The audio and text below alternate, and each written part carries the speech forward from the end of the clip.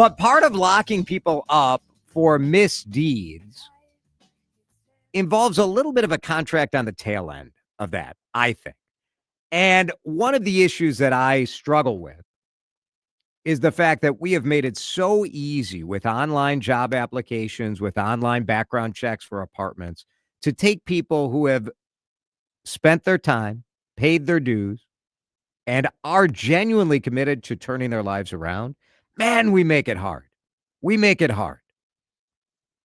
And Mitch Pearlstein wrote a book called Second Chance Hiring because, and Mitch joins us in studio today, and he's going to tell us why. But Mitch, so many people are released from prison and from jail every year. And is my thesis right that we really do make this very, very difficult for people to get back on their feet? We do, and good to see you, Jason. It's good to see you. It's number, been a while, number of years. The subtitle of the book is an economic and ethical necessity. The economic part is we need people working in this country. That's right. Real simple. And the ethical part, and I heard your comment before expressing some surprise that the founder of a conservative think tank would be doing this. Well, conservatives, as much as anybody else, have ethical concerns. And if someone has paid their debt, it is a good thing to help them get on with their lives. Why do you think it's so difficult for so many to get their arms around that other side of the equation? People don't necessarily have warm fuzzies Yeah. about people who have spent time in prison. Frankly, I don't necessarily have warm fuzzies about people who spend time in prison. They're concerned about crime. Yeah. I heard you talking before about crime. Actual crime data could be up, it could be down. It really doesn't matter because people are always concerned about crime. There's a variety of factors involved. Second Chance Hiring takes a look at really, I had not fully thought about this from an economic perspective before, but especially when I think about our state where we have a shortage of workers. We just do. And especially one of my frustrations with Minnesota is that I don't think there's enough conversation about growth. What are we doing to attract new businesses, attract new jobs? Correct. Well, if I'm Tesla, there's no way in hell that I'm going to build a plant here because I don't have enough workers. Is the second chance workforce, is that something that we could unlock? And how do you propose we unlock that, especially here in Minnesota? Well, it would help if people would recognize that we really do need more people working. It's a bit complicated now. Writing a book is a lengthy exercise, but it's also a lengthy exercise from the time you send in the manuscript to the time the publisher publishes it. And in my instance, this time it was about 11 months. And when I wrote, we had in this country a situation where there were more open jobs than people looking for jobs. I write the book and all of a sudden it's the opposite. But you have to have confidence in the economy that once again, we will have real growth. And if someone, talking very generally now, of course, really wants a job, one can go find a job. And we need these people. Frankly, our getting technical, our replacement rate for babies in this country is something like 1.67. Right. If we are to keep our population steady in terms of numbers, we have to have women on average making 2.1 babies. We're not even close. So we need people working. And if we want to get into it, one of the ways that we have been doing it and will continue doing it is immigration. I'm not talking about illegal immigration now, absolutely not. I'm talking about legal immigration. And we have to get that straight. We have to understand that this is important. We have too many people speaking out against legal immigration right now. Yeah. Do you think that's, I think that concern about immigration writ large, not just illegal, right, is often dismissed as being racist. I tend to think it's more fear-based that like you're going to lose your job, that if there's more competition. I don't know. What's your Uh, What's your analysis as to why it is? I've done a lot of writing about race, and I am always really reluctant to talk about a racist impulse unless I'm certain there's a racist impulse. I think, in addition to people thinking that they're going to lose their jobs, it is a cultural thing.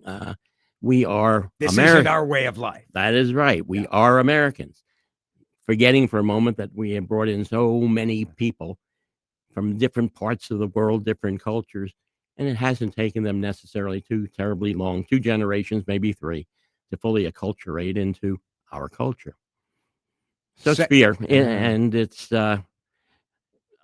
I would argue that just about all these kinds of fears are understandable. They are. But we have to overcome them. It's critical, or we stagnate or fail. About the best book I know on this subject, even better than mine, is written by a banker who has done a great deal of work in this area. And he says a nation that is not growing, that is growing stagnant, is always on the edge of recession, does not have the optimism that we need to truly grow. We need people. It's real simple. Mitch Pearlstein is with us. He founded Center of the American Experiment and is the author of the book, Second Chance Hiring.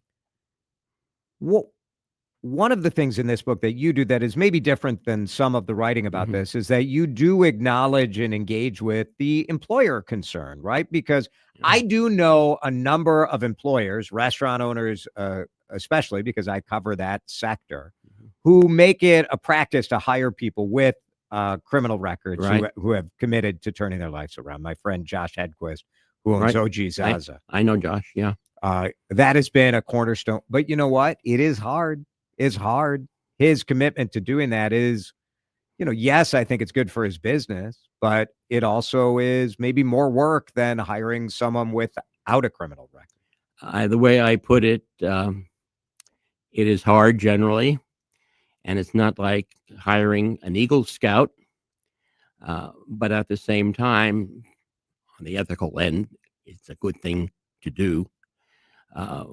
But many of these people who come out of prison and get a job eventually, finally, prove to be more loyal than other employees because they know how tough it is out there if they try to change jobs. What do you think is the biggest obstacle to this? Is it a will?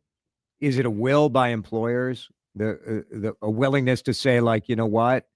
Is it the moral side of it, or is it the mental health challenges, the recidivism fears? What? All of the above. When I started writing, and I'm on the board of a reentry program, a very good one, the Redemption Project. My assumption was when I started writing this at least 3 years ago, was that second chance hiring needed a very strong argument, advocacy, defense.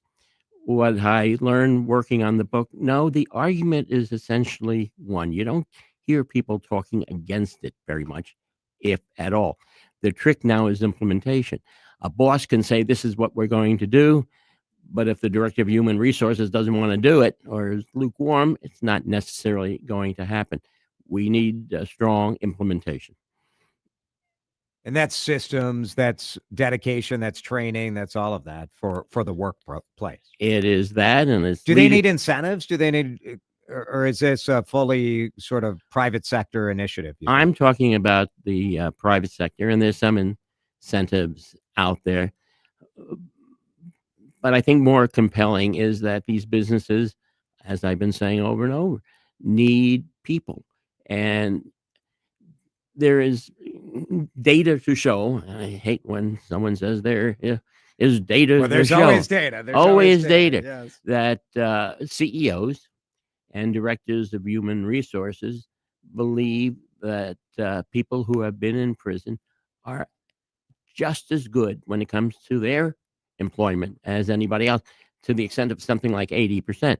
Now, at the same time, I think there is more talk than action, which one could describe as a kind of hypocrisy. Sure, but this is complicated stuff, and we are making progress. Mitch Pearlstein is with us. Second Chance Hiring. An Economic and Ethical Necessity is the name of the book. One of the things I think about in this area, in this discussion, is the fact that as Americans, we like to think of ourselves as people who forgive, but Right. in reality, we are not a forgiving people.